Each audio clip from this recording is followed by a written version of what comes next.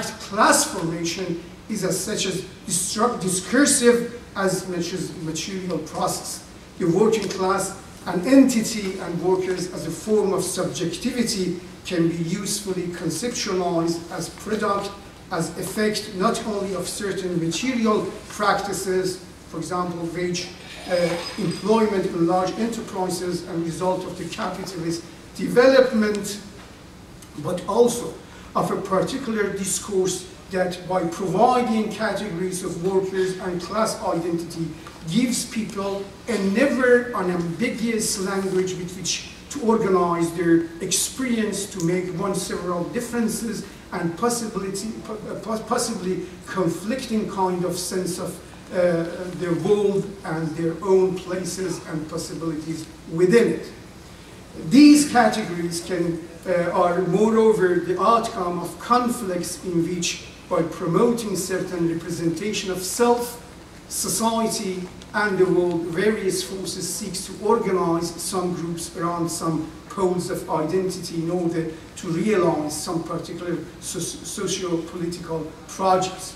In studying working class formation in Iran, thus we need not only to avoid presuming the birth of working class as a direct outcome, automatic outcome of the structural economic challenge and capitalist development, this is a question, or even more, how subjective to the new labor discipline, working class, working people, the laboring pool ended up with an image of themselves as a distinctive group with a collective social identity. Here I talk with challenging, this class in itself, class with itself, for another approach is representation and recognition. I am for that, and this is my question to Ervand, that 35 years after coming with this beautiful work on formation of the working class, what do you think? What is your take of recognition and representation and recognition as an alternative to in itself for itself? Thank you.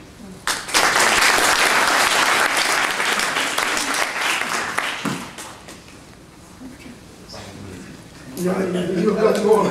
10 minutes.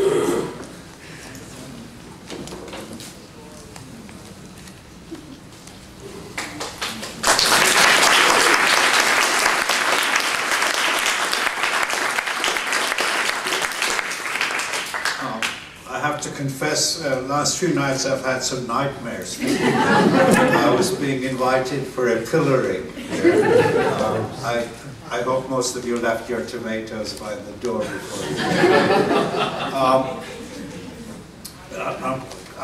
instead of directly answering some of the issues that you've raised, I will get to those, but before I want to do that is indirectly sort of get to it by giving you a bird's eye view of the writing of history. For many of you this may be old hat, but for many of you it might be new, especially when people raise issues like, I read this 30 years ago and so on. Age seems to be creeping in here. So I want to talk about very quickly the history of the history writing.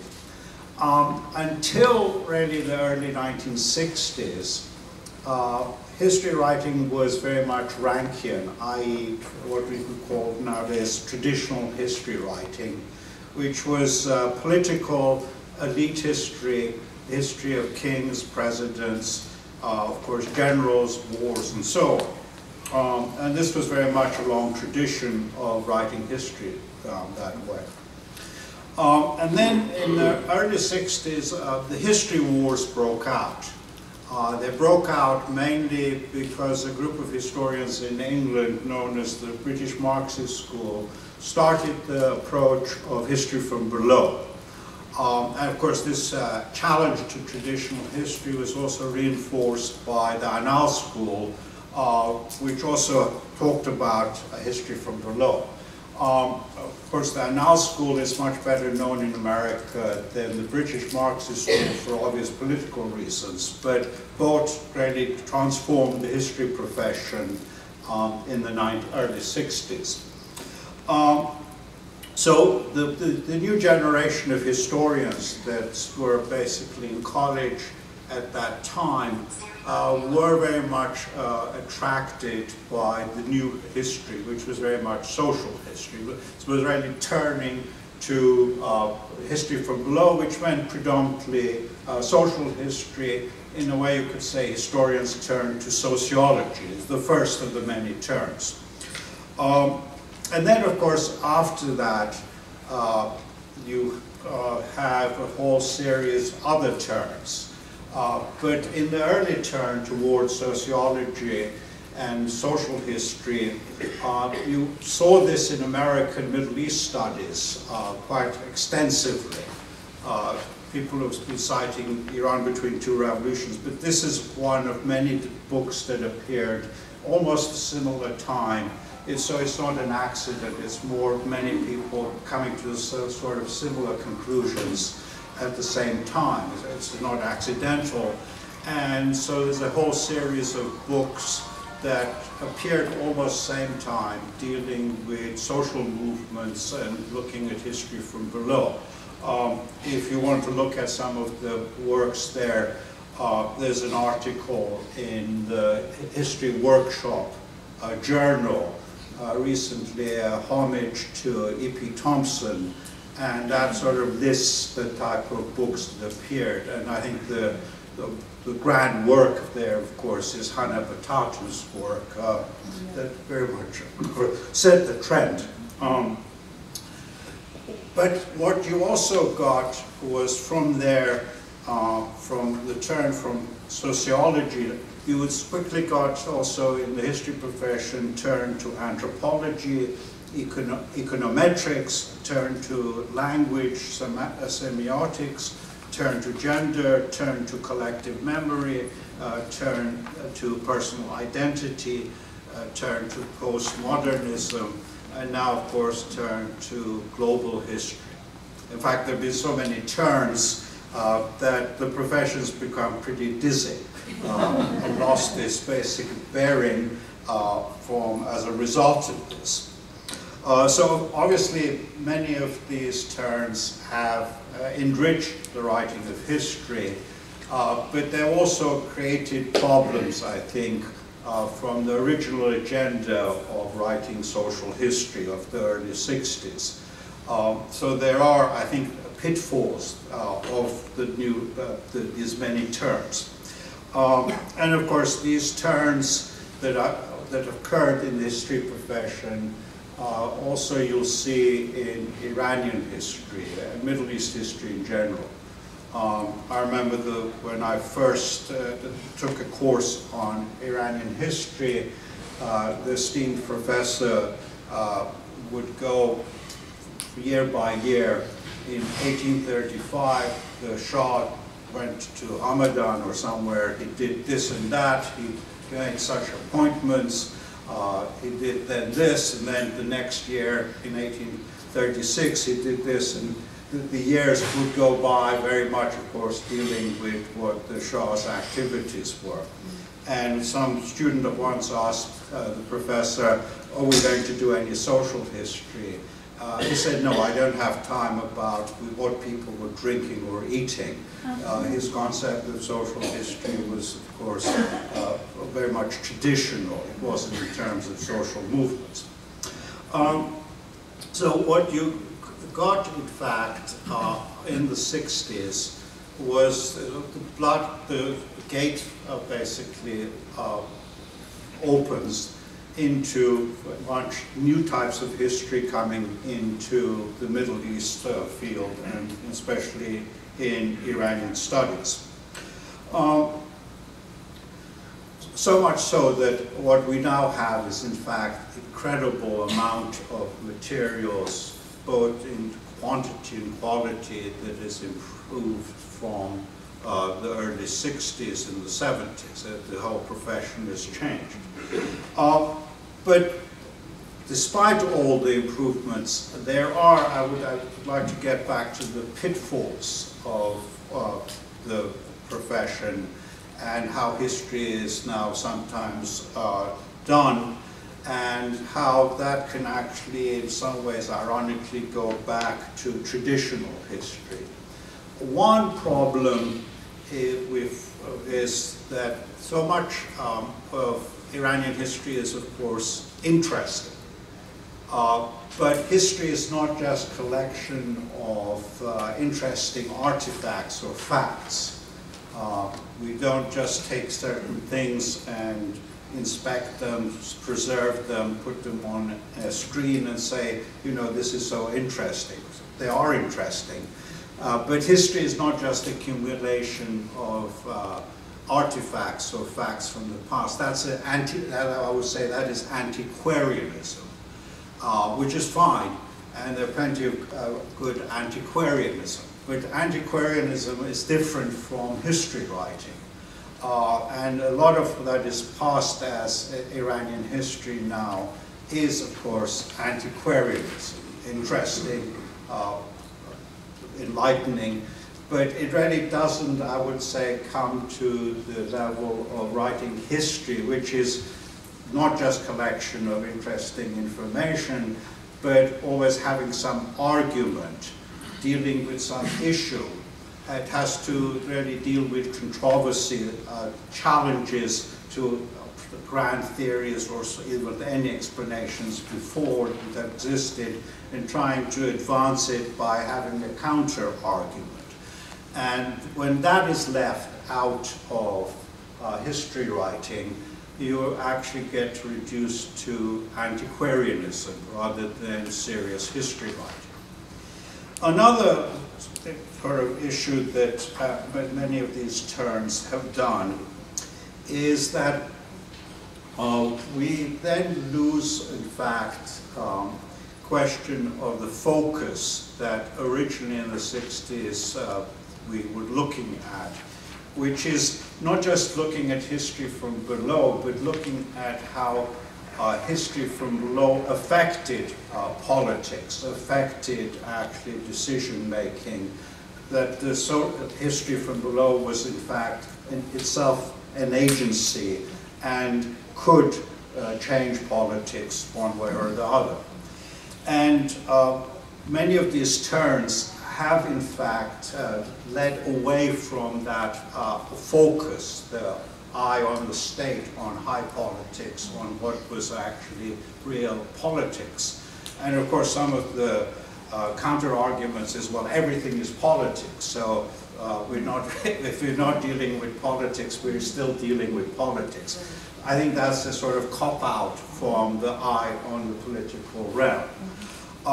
And a lot of these, I think, turns, for instance, towards semiotics, towards culture and so on, are a way of avoiding real politics.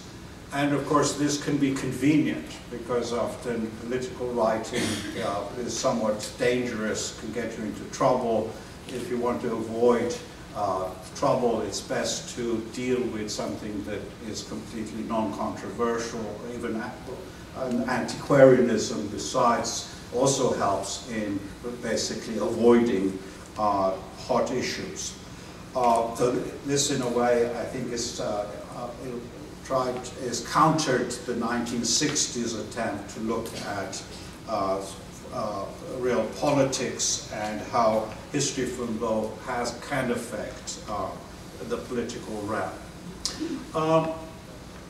And this, I think, brings me to some of the issues, actually very pertinent issues that were raised by people in a gently form, kindly form, but I think raised serious issues about not the work I did, but the work of social historians in the 60s. Let's take first the question of gender. Gender, of course, is a topic, a very important topic now, and no one would deny that women have been there in history, in terms of population and so on. No one could deny that. But there is, I think, there is inherent issue when you're dealing with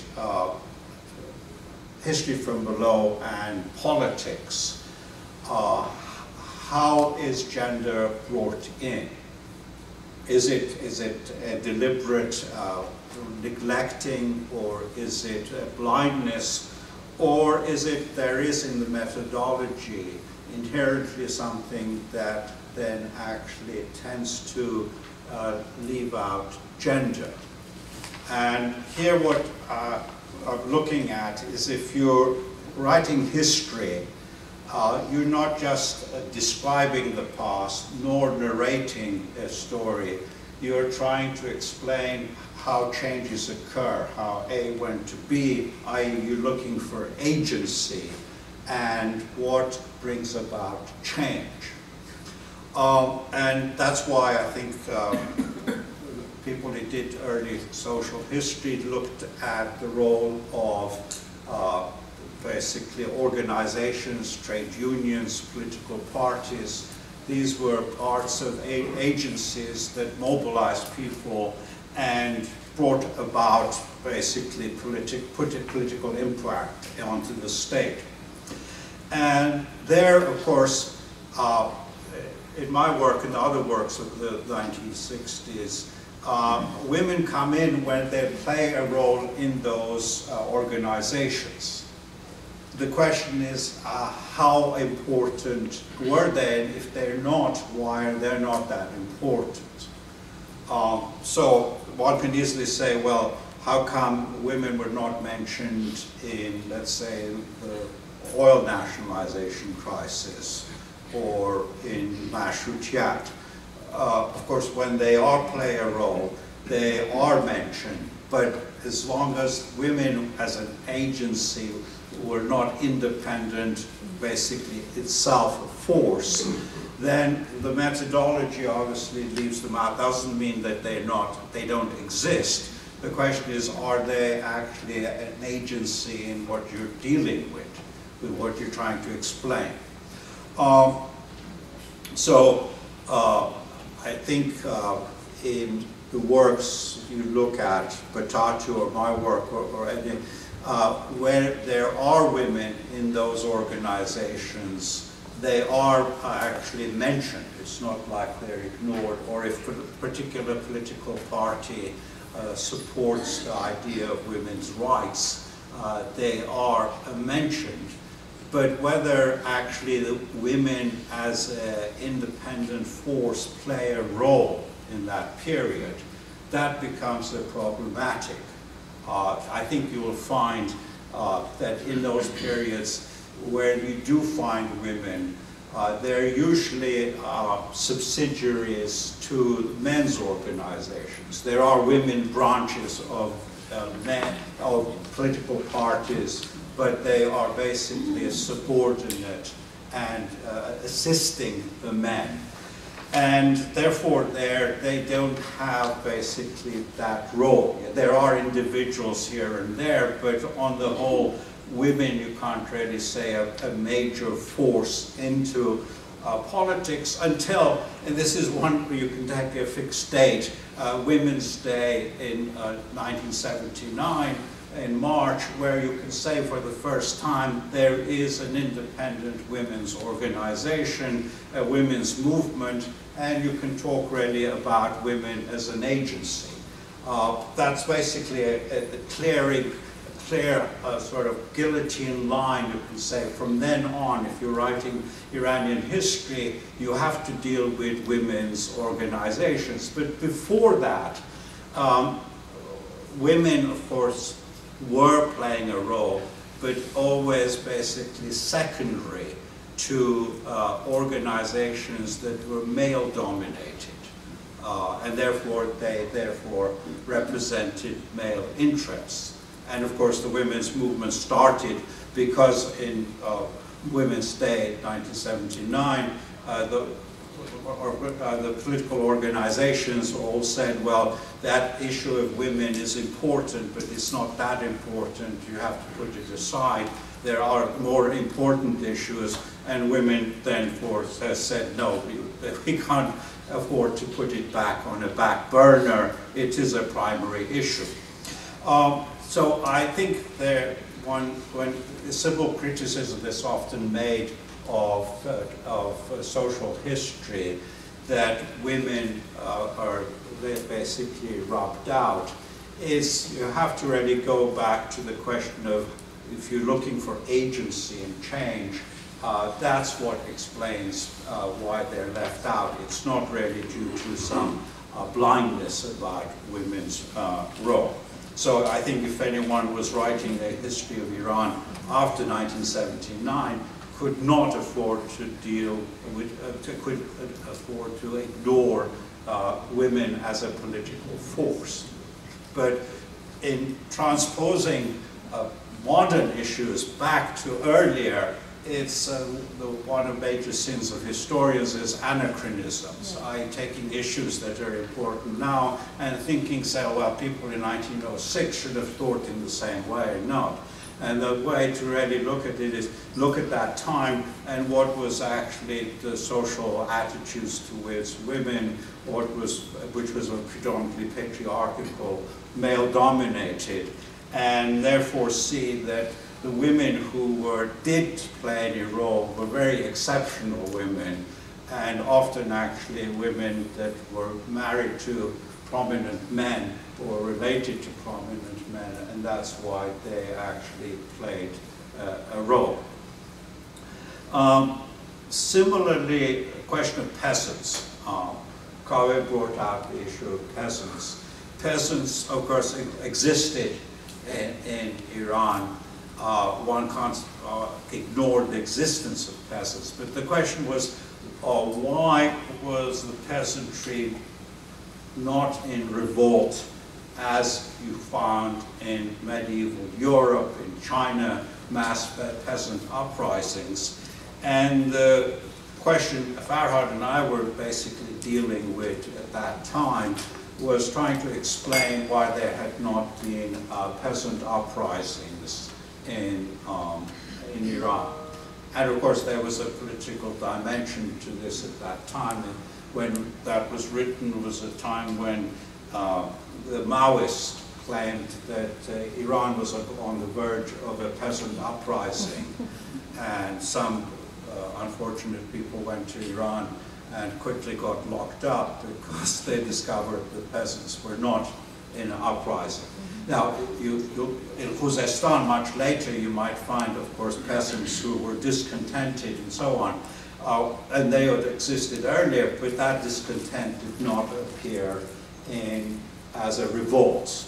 And again, back to the issue, if you're dealing with history as agency, if the peasants are not actually in revolt, then obviously they're not going to appear or play a major role in the historical narration.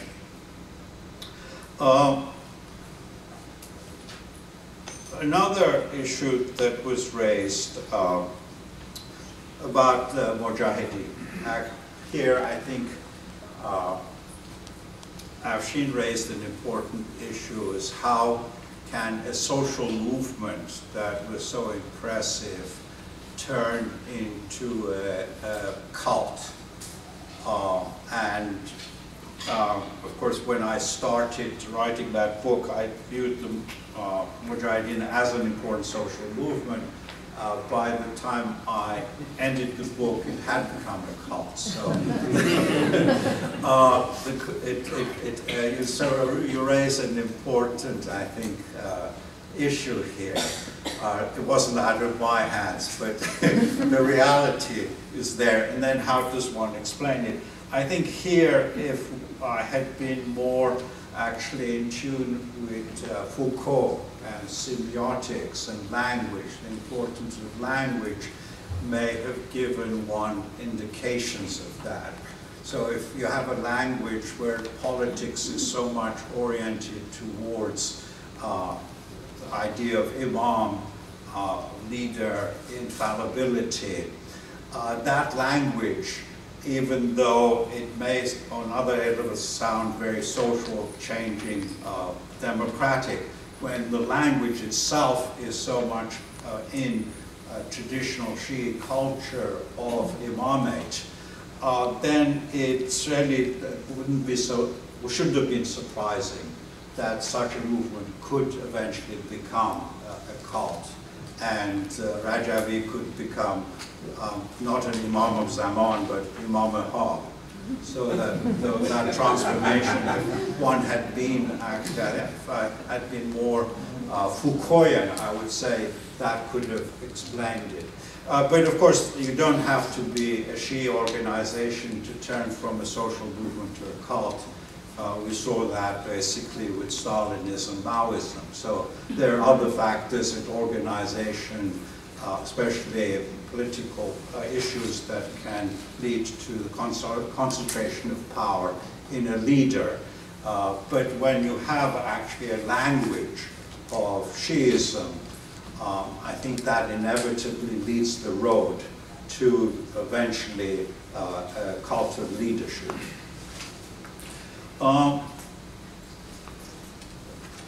Going back to, again, question of representation and the role of agency, Turaj mentioned.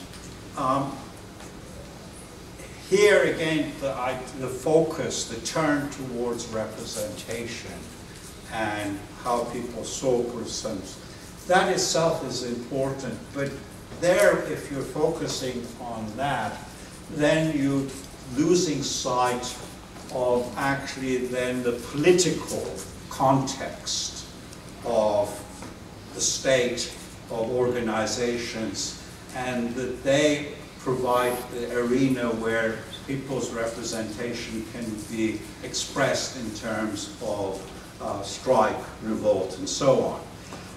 So that when you deal with workers' consciousness, it's interesting that consciousness appears most politically as an agency in periods where the state is in fact slightly opened up, weak, and there are political organizations that can step in and articulate and help articulate that. So by looking purely at representation, I think one is tends to ignore the role of, again, politics, the state, and political organizations, which was something that in the early 60s, social historians were very much keen on looking at.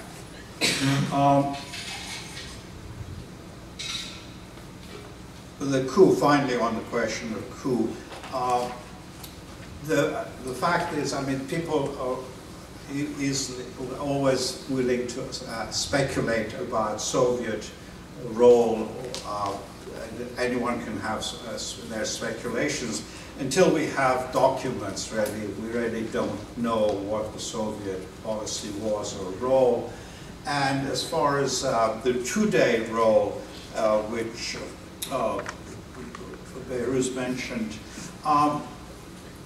why didn't the two-day actually take up arms after the coup? I don't think it's really a real issue. They could have only taken up arms resistance, even if it would have failed since they didn't have the weapons, only if Mossadegh had actually cooperated, wanted such a thing. And as long as Mossadegh was unwilling to actually go to that step, it would have been sort of absurd for the two-day to come up and say, we're going to fight for Mossadegh when Mossadegh didn't want them to fight. So it was really a politically impossible situation for them to actually resort to resistance at that point. So I think I've gone over my time. So.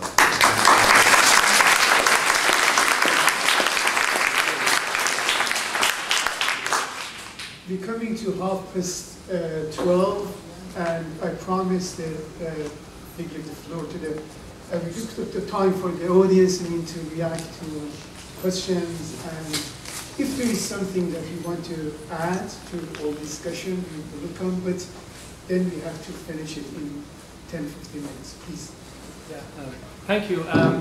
There was a lot about the substance of your work, Ervand, but I want to take a step back and ask you a more broadly, a more theoretical question.